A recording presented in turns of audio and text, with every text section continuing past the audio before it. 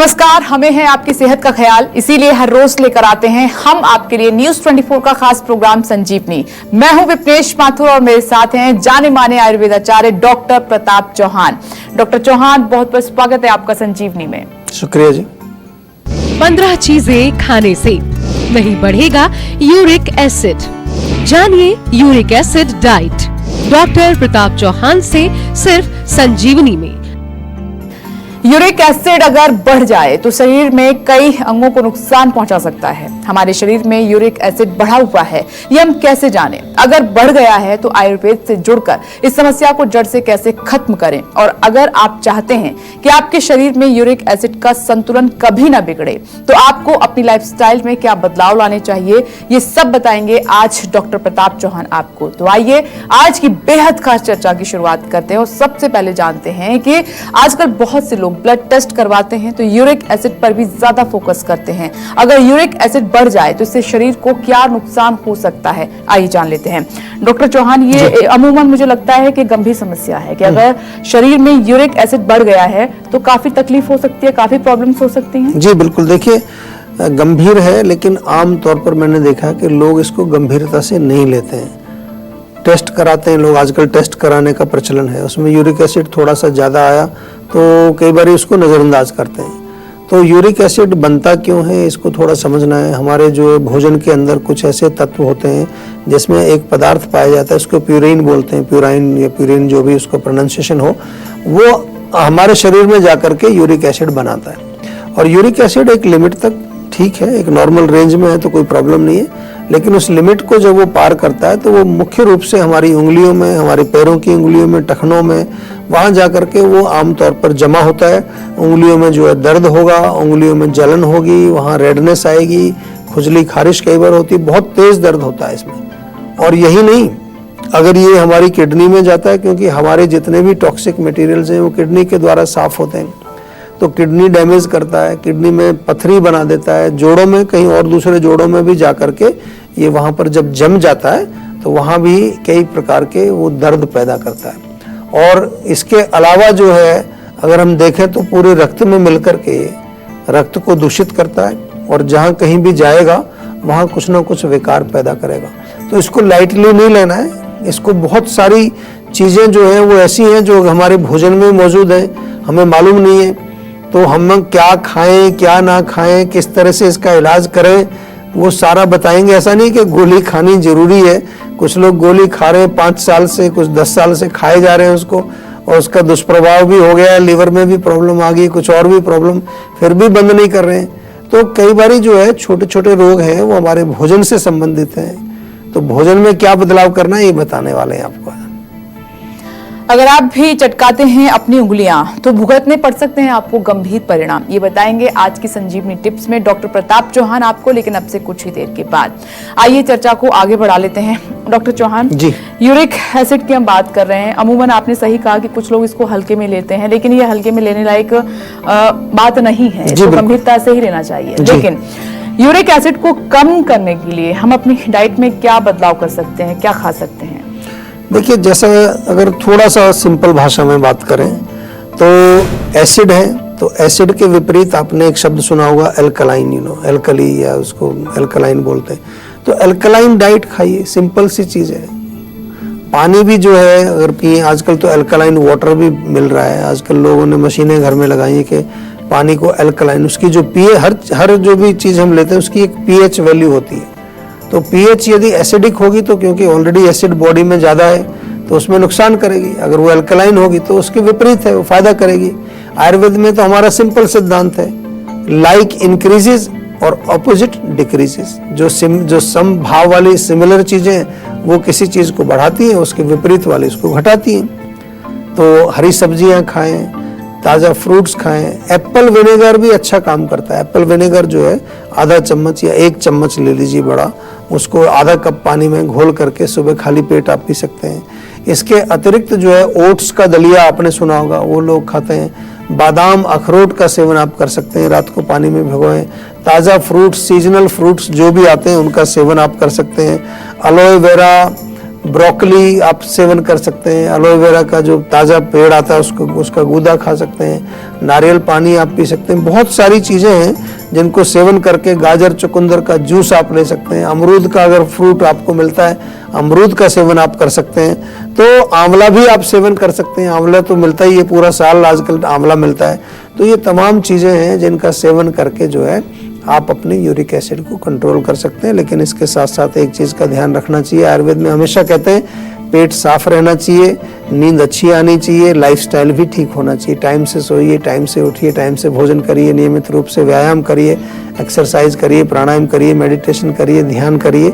ये बहुत ज़रूरी चीज़ें हैं। अगर ये आप करने लगेंगे तो आपको किसी डॉक्टर के पास जाने की जरूरत नहीं पड़ेगी। अगर आप भी चटकाते हैं अपनी उंगलियां तो भुगतने पड़ सकते हैं आपको इसके गंभीर परिणाम। ये बताएंगे आज की संजीवनी टिप्स में डॉक्टर चौहान। लेकिन अब से कुछ ही देर के बाद ध्यान से संजीवनी देखते रहिए और आइए चर्चा को आगे बढ़ा लेते हैं और बात करते हैं कि यूरिक एसिड बढ़ा हुआ है तो कौन सी चीजें कम खाएं और किन चीजों से बिल्कुल आपको परहेज करना है, बचना है। डॉक्टर चौहान, अब मैं उन चीजों की बात करूंगी जिससे बिल्कुल बचना है, या फिर कौन सी चीजें हैं जो बहुत कम खानी चाहिए, या फिर कुछ ऐसी भी चीजें हैं, ऐसा भी कुछ डाइट है जिसको हम ज्यादा खा सकते हैं इसमें ताकि ये कंट्रोल रहे। देखिए, जो चीजें खा सकते हैं वो तो मैंने बताई अभी, लेकिन जो नहीं खाना है, एक तो जैसा मैंने कहा कि बहुत हाई प्रोटीन वाली डाइट नहीं खानी, स्पेशली किसी भी प्रकार का नॉन वेज नहीं खाना है आपको। फिश वगैरह, चिकन, या आजकल कुछ लोग खाते हैं कलेजी खा रहे हैं, कुछ भेजा खा रहे हैं, कई तरह की वो जो चीज़ें आती वो बिल्कुल 100% बंद कर दीजिए। इसके साथ साथ जैसे भी मैंने एसिड शब्द का प्रयोग किया तो इतना तो समझ आता है कि कोई एसिडिक फूड, चाय कॉफ़ी लोग पीते हैं, अल्कोहल का सेवन करते हैं, बहुत ज़्यादा तंबाकू बीड़ी सिगरेट का सेवन करते हैं, ये बिल्कुल बंद कर दीजिए। और डीप फ्राइड चीज़ें, तली हुई चीज़ें, बहुत ज़्यादा चीनी वाली चीज़ें, मिठाइयाँ जो होती हैं, या फिर जो है आप अगर देखें तो ऐसी चीज़ें जिनमें प्रिजर्वेटिव डले हुए हैं, केमिकल्स डले हुए हैं। आजकल बहुत सारा भोजन ऐसा है जो पैकेट में आता है, डब्बे में आता है, उनमें कुछ ना कुछ प्रिजर्वेटिव डला होता है ऑलरेडी। और तीखी चीज़ें, मिर्ची, मसाले, अचार, खटाई, चटनी पटनी, इनको थोड़ा सा जो है आप 3-4 महीना बंद करके, और जो चीज़ें मैंने बताई अभी आपको पहले, उनका सेवन करें तो आप देखिए चमत्कार, आपका जो है बिल्कुल आपको आराम भी मिलेगा और आपका यूरिक एसिड भी नॉर्मल रेंज में आ जाएगा। संजीवनी दर्शक मयंक जी जुड़ गए हैं रोहतक से। स्वागत है आपका संजीवनी में। अपना सवाल कीजिए डॉक्टर साहब से। हेलो जी नमस्कार। जी नमस्कार डॉक्टर साहब, बताइए जी। बाल उड़ने की प्रॉब्लम है सर। बाल उड़ रहे हैं?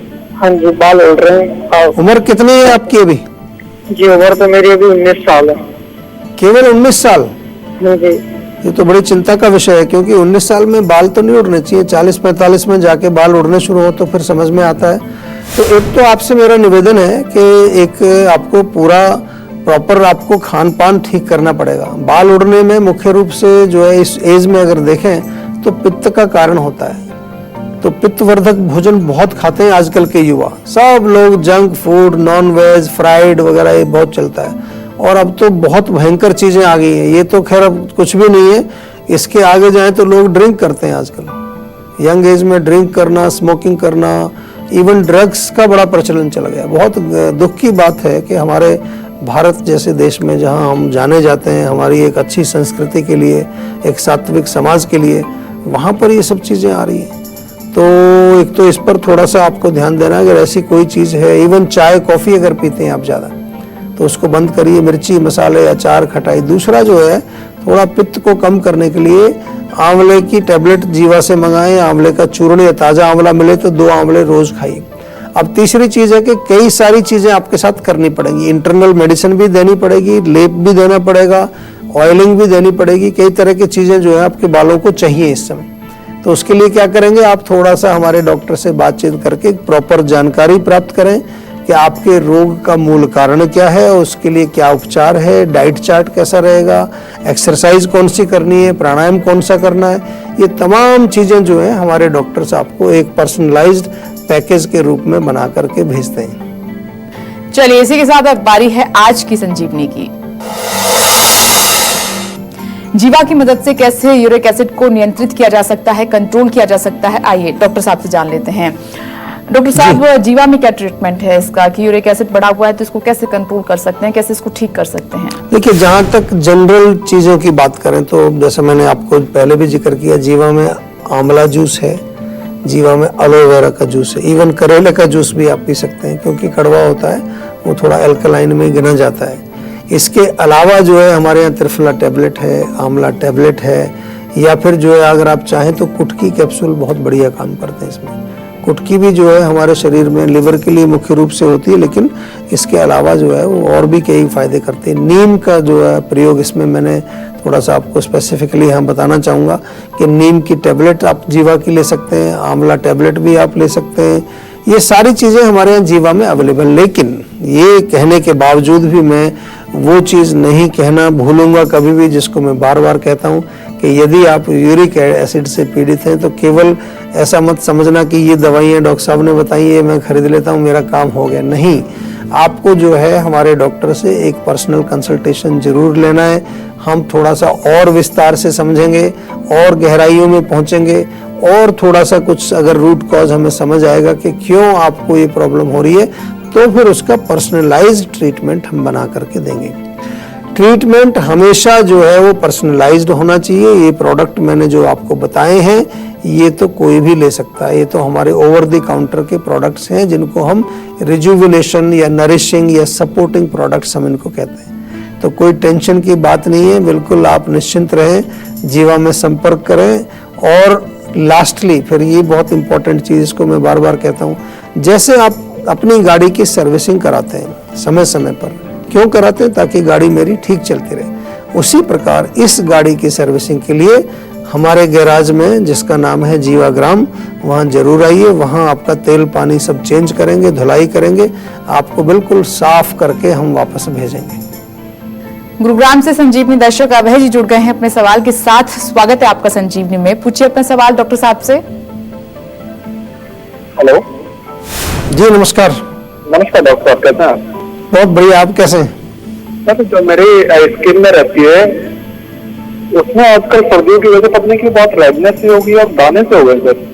अच्छा, तो ड्राइनेस होती है, खुश्की थोड़ी? जी सर।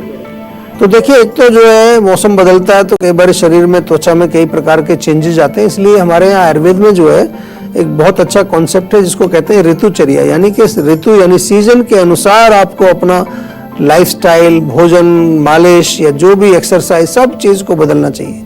बहुत इंपॉर्टेंट है, इसको हम नहीं आजकल ध्यान दे रहे हैं और इसीलिए लाइफस्टाइल डिजीजेज नंबर 1 पर पहुंच गई।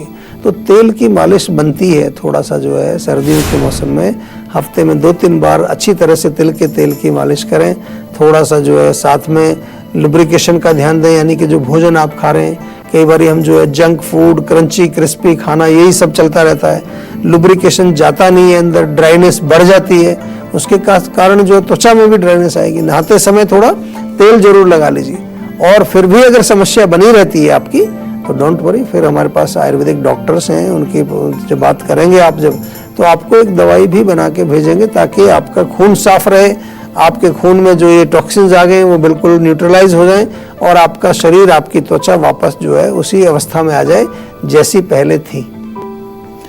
अगर आप भी अपनी सेहत को लेकर परेशान हैं तो टेंशन छोड़िए और फौरन सेहत का नंबर मिलाइए जो है 0129404004। अपना फोन नंबर रजिस्टर कराइए और जल्द से जल्द डॉक्टर चौहान की टीम के डॉक्टर्स जो खुद आपको फोन करेंगे उनसे बात करके गुड हेल्थ पाइए। अगर आप भी चटकाते हैं अपनी उंगलियां तो आपको इसके कितने गंभीर परिणाम भुगतने पड़ सकते हैं, ये बताएंगे आज की संजीवनी टिप्स में डॉक्टर चौहान। आइए जानते हैं कि कुछ लोग बैठे बैठे उंगलियां जो चटकाते रहते हैं, क्या उनको इसका गंभीर परिणाम भी भुगतना पड़ सकता है।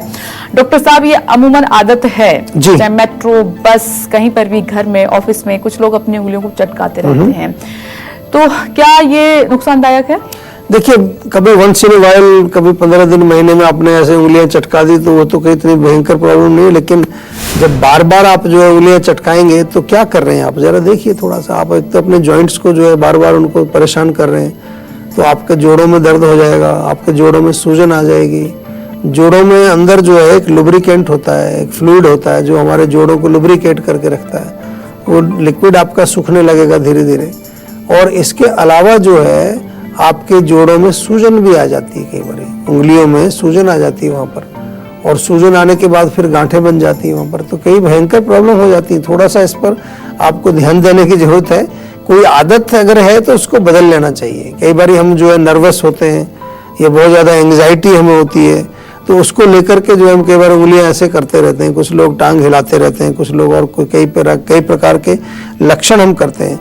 मैं तो ये कहूँगा कि आपको थोड़ा इसका भी ध्यान रखना है कि जो जोड़ों के साथ छोटी छोटी जोड़ने वाली उनकी लिगामेंट्स भी होती हैं, तो कोई लिगामेंट भी रप्चर हो सकती है, वो परमानेंट फिर प्रॉब्लम बढ़ जाएगी आपको।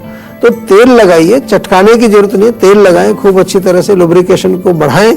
और कभी कभार वंस इन ए वाइल, जैसे आप कभी हमारे पास मालिश के लिए भी आते हैं, तो वहाँ उंगलियां हम थोड़ा चटकाते नहीं, थोड़ा खींचते हैं। उसको खींचने का कारण ये कि कोई बीच में कोई टॉक्सिन्स वगैरह जमे हो तो वो वहाँ से मूव हो जाए। तो इस प्रकार से आप खींच सकते हैं, थोड़ा कभी उसको चटका भी सकते हैं, लेकिन रोज रोज हर समय दिन में 10 बार करना वो फिर बहुत नुकसानदायक होता है। तो अगर आपका यूरिक एसिड बढ़ा हुआ है तो इसको बिल्कुल भी आप हल्के में ना लें, क्योंकि ये गंभीर विषय है। और डॉक्टर प्रताप चौहान ने जो आपको बताया है, छोटे छोटे उपाय हैं, छोटा छोटा जो ट्रीटमेंट है जो आप कर सकते हैं, जैसे खाने का ध्यान रख सकते हैं और जरूरी बातें हैं, उम्मीद करते हैं वो आपने नोट कर ली होंगी और घर पर आप करेंगे। और साथ ही जीवा में जो ट्रीटमेंट है, क्योंकि कुछ बातें फोन पे नहीं हो सकती और उसका पूरा ट्रीटमेंट डॉक्टर साहब नहीं बता सकते, तो उसकी हिस्ट्री में जाना पड़ेगा। इसीलिए आप जीवा के जो डॉक्टर्स हैं उनसे संपर्क कीजिए और उनसे सही बेस्ट जो एडवाइस है, सलाह है ट्रीटमेंट को लेकर, वो लीजिए। डॉक्टर साहब आपका बहुत बहुत धन्यवाद। थैंक यू जी। इसी के साथ हम उम्मीद करते हैं कि आप भी आज डॉक्टर प्रताप चौहान को सुनने के बाद सेहतमंद रहने की तरफ अपना एक और कदम बढ़ाएंगे। और इसमें आपकी मदद करने के लिए आपके साथ है सेहत का नंबर 0129404004। ये नंबर फौरन घुमाएं और अपनी कॉल रजिस्टर करवाएं।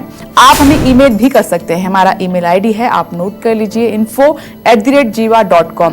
और फेसबुक के जरिए भी आप हमसे जुड़ सकते हैं। हमारी फेसबुक आईडी है www.facebook.com/jiva ayurveda।